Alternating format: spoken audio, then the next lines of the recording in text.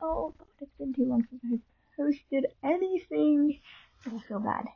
But I am back with deployment notice number...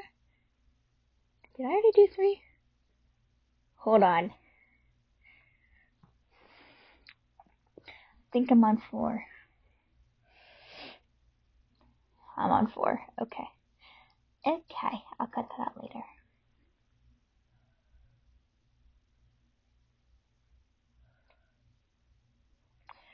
Hello. It has been way too long since I've recorded anything. And I am so sorry.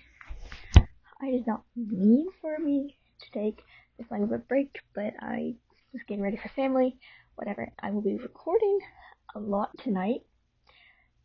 So if I forget an intro or something, I'm sorry. I just am posting them later.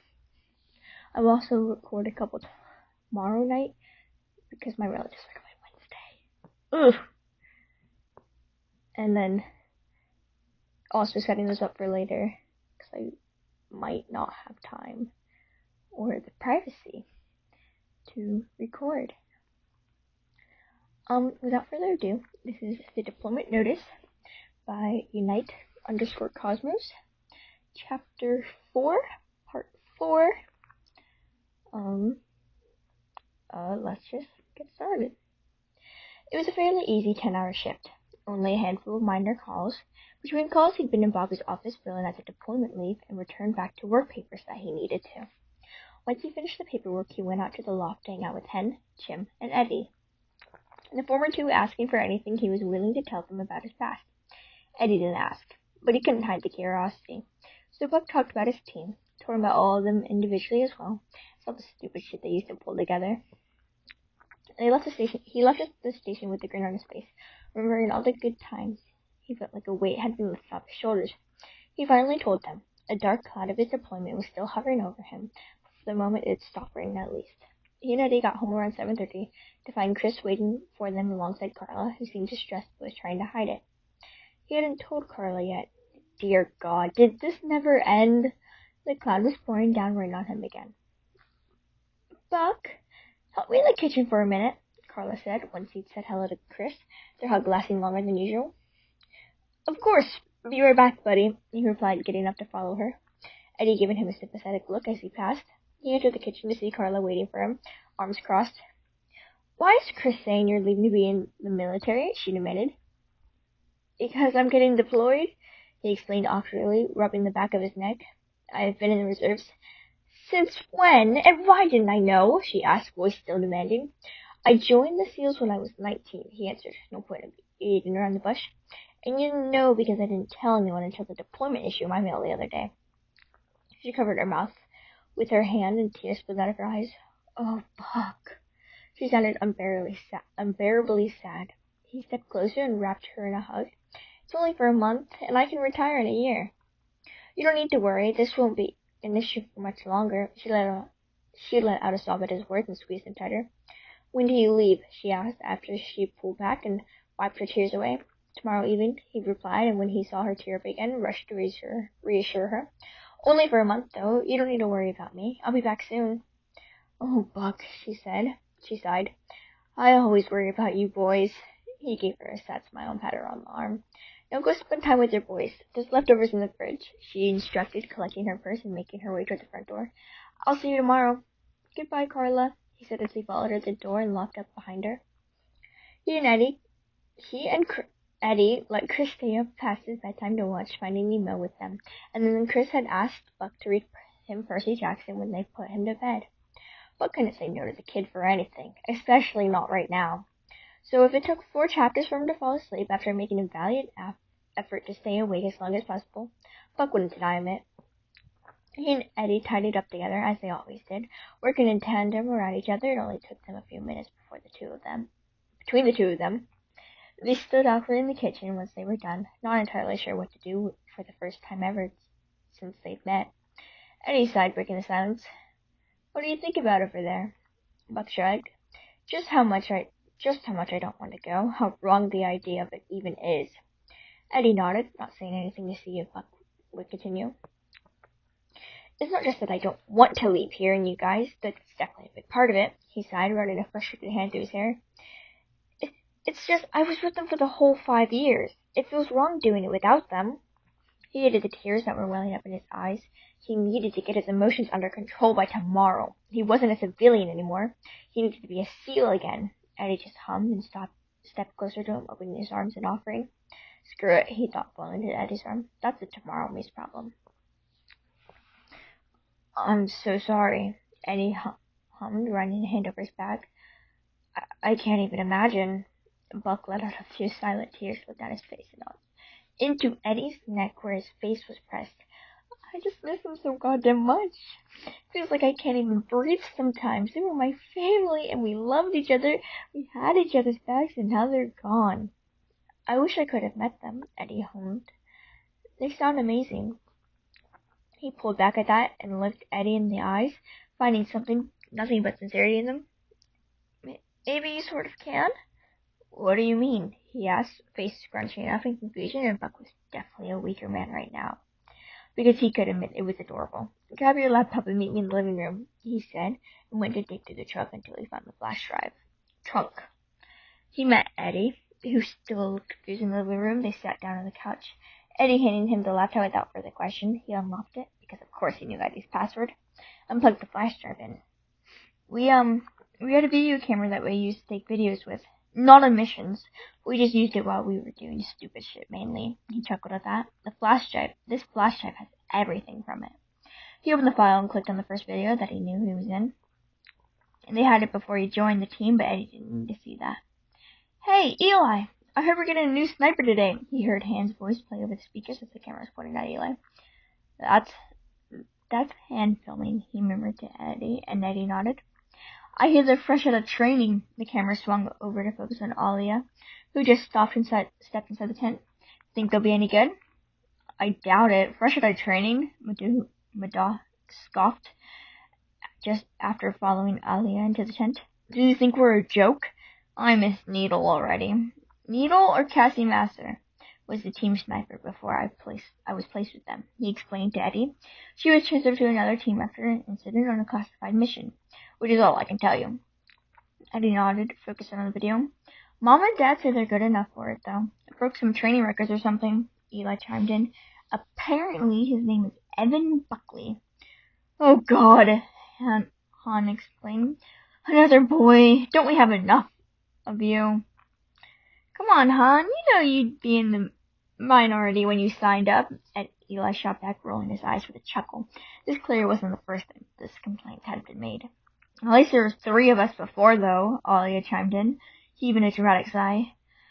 Now we're down to 2. Everyone circle up, a voice shouted from outside the tent, and they all filled up out of the tent. The camera swung around, a bit nauseating, as Han jogged out towards the voice with the others. The camera readjusted and showed 3 men standing there. Danny, Marco, and a much younger Buck. This is our new sniper, Evan Buckley, the man stated briskly. Buckley, this is Catan, Armano, Bertrand, and Cole. They sent us a child! Eli exclaimed. This has got to be a joke. I'm not a child, younger Buck stated coldly, and I'm plenty capable. He remembered being pissed at that comment. At the time, it felt like years since he'd truly been a child, even though he was technically still a teenager then.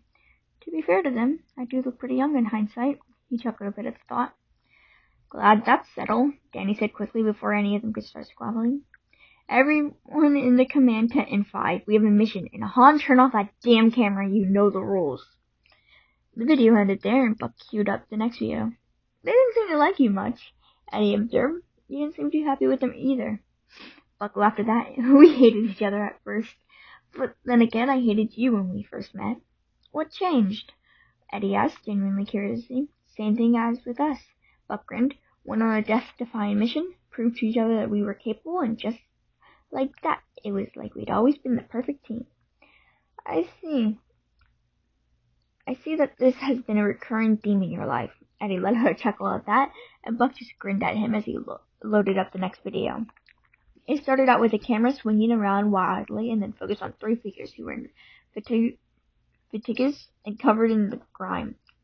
Clearly just coming back from a mission. They got closer. It turned out to be Madhu, Buck, with Alia supporting with them sticking out of her leg. That definitely should be there.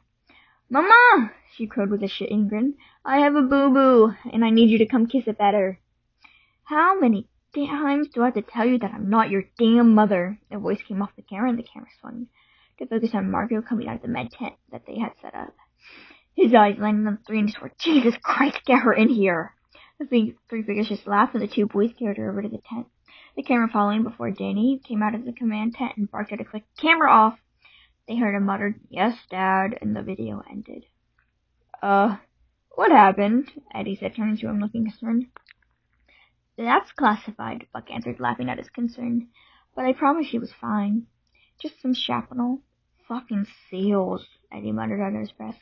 You're all crazy. Buck let her surprised laugh at that and hit play on the next video.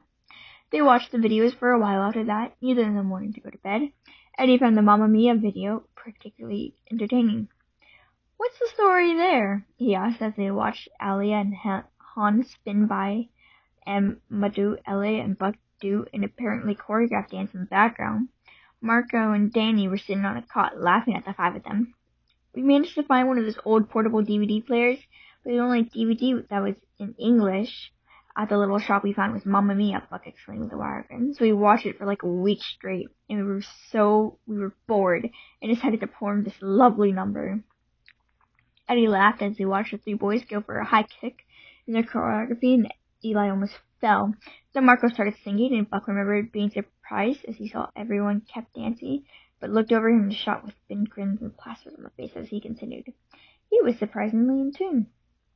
A couple videos later, they came across Buck's favorite, probably one of the happiest days of his life. Hey, Alia! Hey, Han! Or, Han! Eli's voice stated, and the camera was turned to face them where they were sitting outside one of the tents cleaning their guns. Sup, Eagle! Alia grunted, not looking up from where she was polishing the handle. Give me your best knock-knock joke. Ready? Go! He said, pointing at Han. Han? I think I'm saying that wrong. She looked up, seeming to consider for a moment, then grinned. Knock, knock. Who's there? Eli replied, and Buck could hear the grin in his voice. Nanya. She replied. Nanya who? He continued. Look! Eli brought his one hands on. What? No, it's none your business. Han gripped, having had her joke ruined. No, look, holy shit, you guys, look! Alia was pointing at something behind the camera with a gobsmacked look on her face. The camera swung around to point at Buck and Madhu. Oh my god, Eli exclaimed. No fucking way, Han added as they watched the two of them. Buck was standing with his hands covering his mouth, and Madhu was on his one knee in front of him, clearly proposing. They watched as Buck started nodding to himself at his new fiancée. They started passionately making out on the ground. We're gonna stop them before they get too far, right? Eli asked. The camera pointed to the two girls. We don't need a repeat of Panama. Definitely, but we'll give them a minute first. They just got engaged after all. Han reasoned. She looked happy though, grinning like a lunatic at her two friends. Come on, Alia said, dragging the two behind her as they marched into one of the tents. Mama, Papa, rise and shine. The world better be on fire. A voice grumbled from one of the cots. Something is definitely smoldering, Alia replied. That got the two up as quickly as if their tent had been afire. For the love of God, if you Bertullian children set something on fire again, I'll have your heads, Marco declared as he shoved his feet into his boots. Nothing's on fire, Ma. We promise, Han replied with a chuckle. Come on, we finally have a reason to celebrate something. The camera swayed noisily as they marched out of the tent and made their way over to where Buck and Menta were still on the ground, not paying a single bit of attention to the world around them. Get up, you horny bastards, Danny ordered. Two of them jumped apart and quickly stood shaking the dirt off their clothes. They couldn't help but grin at each other. Hey, Mom, Pops. Buck grinned. Not your parents, Marco sighed. Care to tell us why these three decided to wake us up? The two of them smiled at each other, and they held out their hands, supporting matching bands. We just got engaged! The scene dissolved into congratulations and hugs, and Buck felt a tear slip down his cheek, falling onto Eddie's shirt from where his hand was resting on his shoulder, but he was still smiling. We're going to do a perimeter check. You two have 45 minutes to celebrate and clean up whatever mess you make. Danny called and rounded the other four to take with him. And we're keeping this, Buck called, grabbing the video camera. That was where the video ended. Buck blushed a bit, hoping Eddie didn't catch the insinuation of the last line. Why'd you need the camera? Eddie asked, yawning. No such luck. It's making me yawn. Well, let's just say some of the videos on here are a bit NSFW, if you catch my drift. Buck replied, blushing. Glad Eddie couldn't see his face from here. NSFW? Eddie asked. Right. Of course he doesn't know what that means. He's a technology inept. Yeah, it stands for not safe for work, he explained. Eddie was silent for a minute before he burst out laughing. You made sex tape on a camera you shared with your team. Maybe? Buck said, grinning sheepishly at him. They were warned not to open the files they didn't recognize. That just made Eddie laugh harder, and Buck chuckled a bit. I want to say I can't believe it, but after hearing about you stealing a fire check for a hookup, I totally can. Buck just groaned and hid his face in his hands, though he was sure Eddie could still see the bright red tips of his ears. Ugh, don't remind me. After a few minutes, they both settled back together, and Buck played the next video. That is it for chapter 4. I'm so sorry for not posting for so long. I just got busy with life. Though I don't want to be busy with life. Life kind of sucks. I will be posting tomorrow and the day after and the day after. You know, hopefully I will keep a good... Hello, this is me 2-3 days later. I realized how bad the audio quality was, but my relatives are already here and I cannot fix it. I also meant to post this 2 or 3 days ago. So, fuck my life. But I do hope you enjoyed. I might re-record this in a week when I can have better audio quality. Thank you for listening anyways, and have a great day.